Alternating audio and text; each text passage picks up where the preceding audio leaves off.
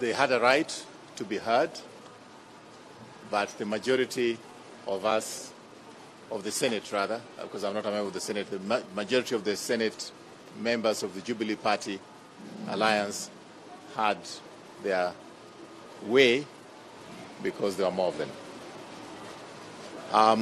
I think I want to make it clear because Senator Kangata has tried to give the impression that the reason why he's been relieved of his responsibility as the chief whip in the House has got something to do with a letter that he wrote to the President at the beginning of this year.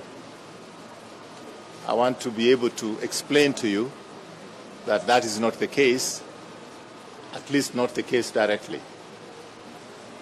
We had a meeting with Honorable Kangata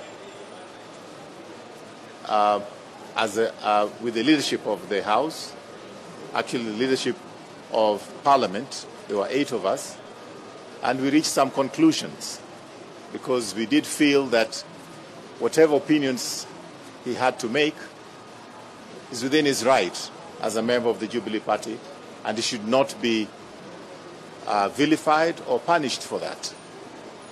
But the way in which he did them was what was the question that we thought he should realize, that there's decorum, there are ways of addressing these issues when you want to talk to the leadership of the party, and especially if that leadership happens to include His Excellency the President. After that meeting, we had another meeting at the Jubilee headquarters in which we invited him. He refused to come. And we discussed a few other confidential issues in which we put him online to be able to talk to us. But in a most unfortunate way, he decided to discuss what we discussed in closed meetings outside to the media. That was his biggest failure as far as leadership is concerned. You don't kiss and tell. You don't kiss and tell. When we meet as a leadership, you're supposed to keep the confidentiality of the meeting, keep the confidentiality of what it is we have discussed. But if after talking, immediately you go out and expose those who you talked with and what you said with them, then that is not acceptable, and that is his biggest failure as a leader.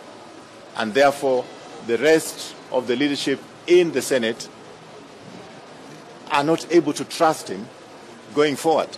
How then can they ever talk freely when he's there, when they don't know what he's going to say outside to the media and to his friends?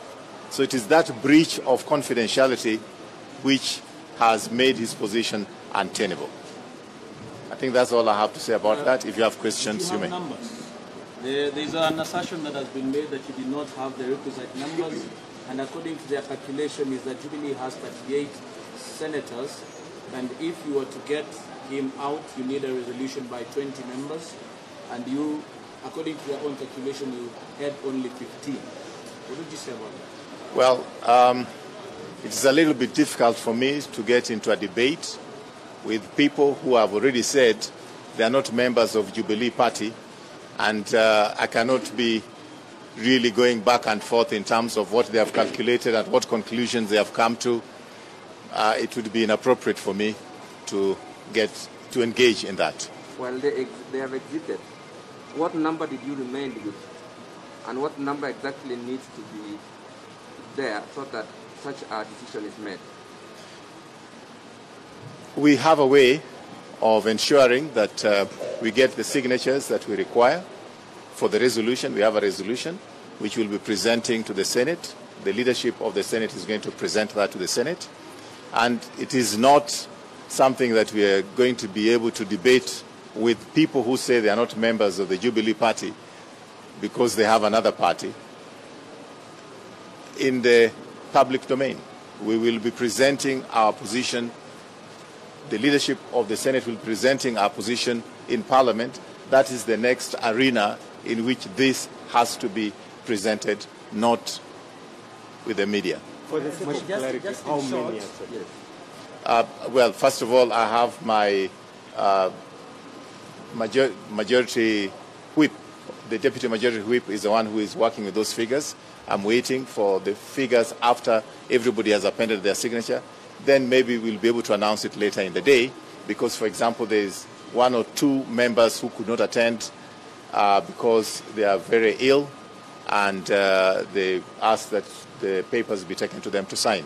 But going on a back and forth with the people who are members of UDA to discuss matters of Jubilee is a big joke. So you do not have exact numbers that you... Look, you can try to push me in that direction, my friend, but you're not going to succeed. I happen to have been a journalist like yourself. You'll ask that question in 100 different ways. You'll get the same answers. Let's not waste everybody's time. There's somebody else has another question.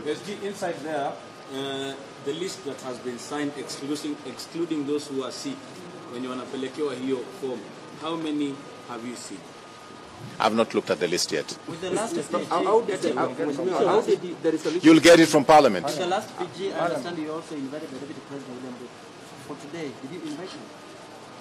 The invitation is done by the leadership in the House, not by myself. What exactly is the problem with You just said that yet it's part of the Jubilee coalition?